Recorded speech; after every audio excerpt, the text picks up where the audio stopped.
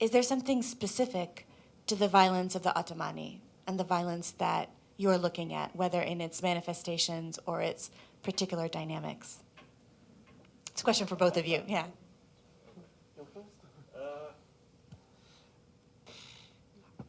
Well, it's autonomous.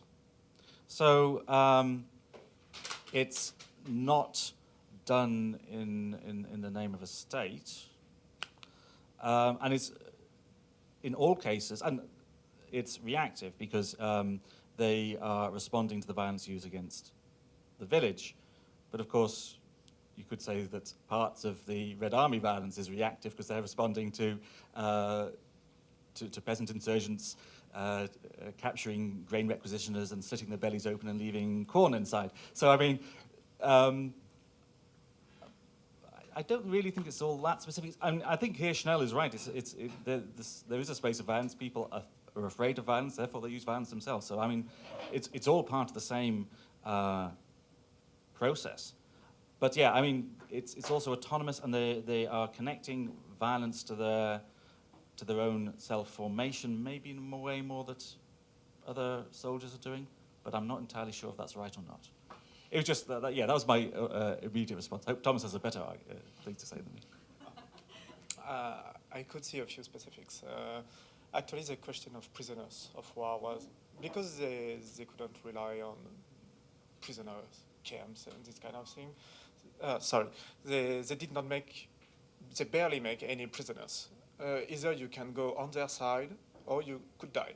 And at the end of every battle against Red Army and Greens, most of the time communists and Jews were set apart, killed right away. And those who didn't want to become Greens, well, they were killed also. So it was some kind of very radical violence.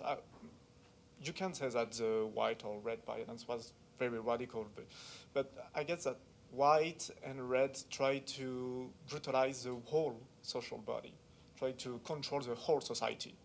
And whereas this local route of the insurgents made them fight for their countryside and sometimes to radicalize their fight on a very small land. And the programs, the anti-Jewish programs, are very, very brutal from them.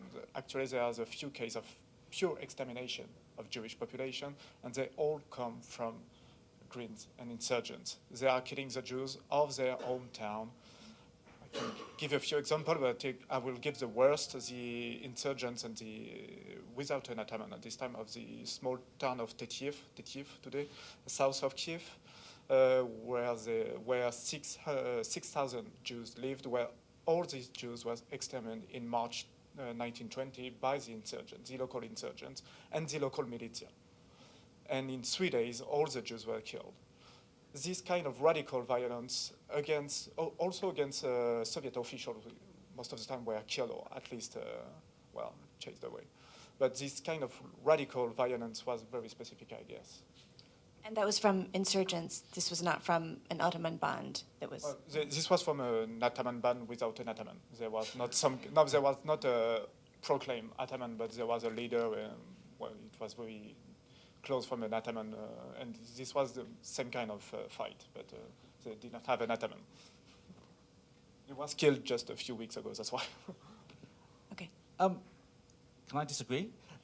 Please, and then we have a couple questions, but please disagree. Yeah, I'm not sure how different it is, because I mean you've got Ploskuriv pogrom, which is not every single Jew of the town was killed, but I mean that also had a exterminatory goal, and compared to many other pogroms, supposedly the pogromists refused bribes to allow people to survive, and that's quite a key factor in many pogroms is that is a way of getting money, as you say yourself, and then another similarity between red pogroms, Konarmia pogroms, and the Ottoman pogroms is they're justifying the pogroms in exactly the same way.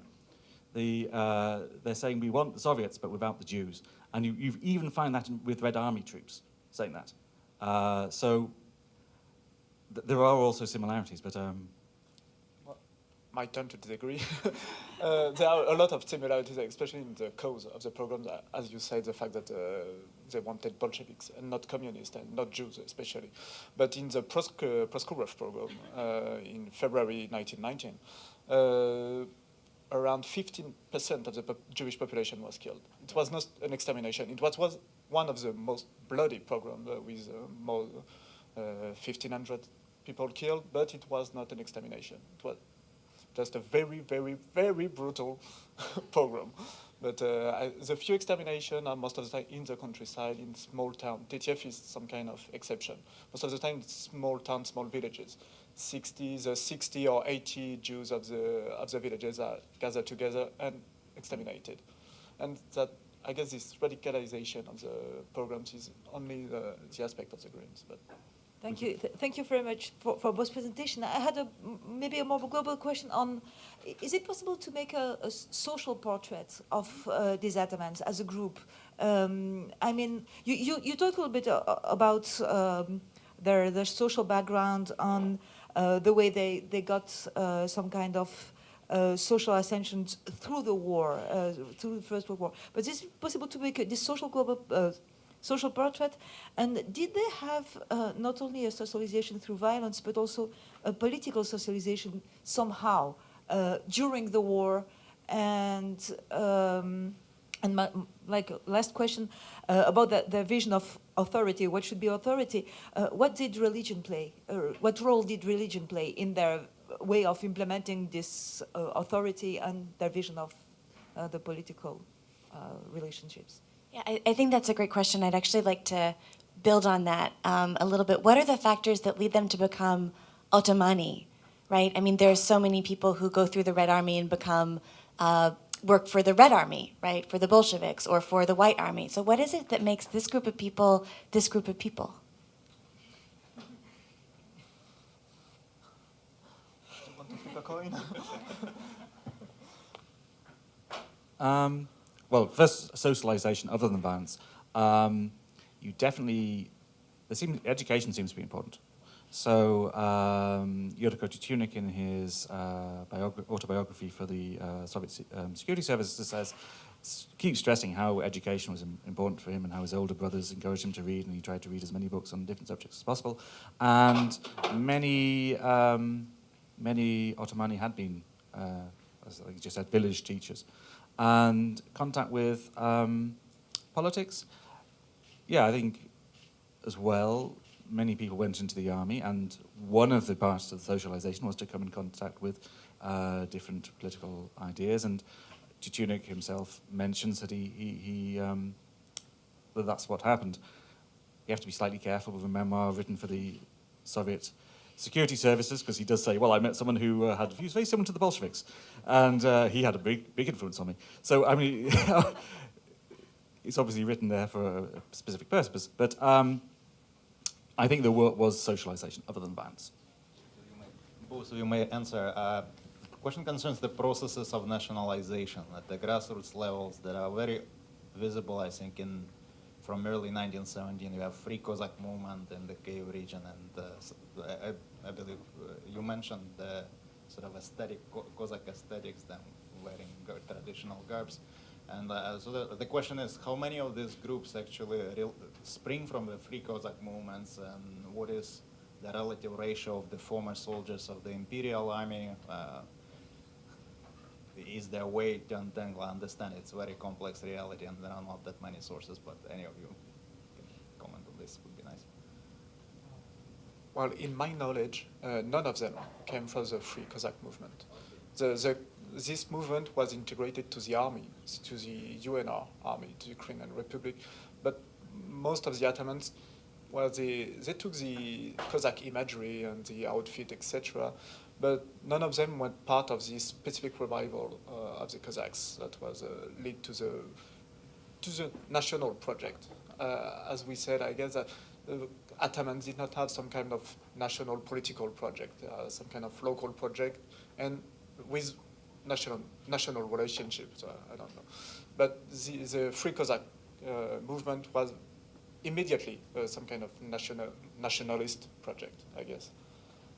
Do you have? I think there were. I mean, Kotsur in Holodny Yar was a Free Cossack. Boschko, I think, was a Free Cossack work defending a railroad somewhere. Tutunik claims to have been part of the Free Cossack movement, but again, that's in his emigre memoirs, and I'm a bit uncertain what he was actually doing in Zvenyhorodka at the time. So I think there are definitely some biographical connections, but if you, insofar as I've been able to look at the SBUR materials, you have interrogations of people who've been caught by the Soviet security services, and they all have to tell what they were doing under Kerensky and the UNR and so on. And they're often very patchy careers, so often they were just at home. So I bet there were Free Cossacks, and I bet loads of people would have served in the Russian army in the First World War. But lots of people were just even younger. Lots of followers were even younger than 21. They just got mobilized by the Ottomani against their will. Go back to the use of Cossack images. That's done by everyone. It's done by UNR troops, and it's also done by Red partisans. So there's a document where a group of Red partisans write back to Petlura, who called on them to join the UNR army. And he says no, but like we like the Zaporozhians writing to the Sultan, reject your plea. So you do get this on all sides in Ukraine.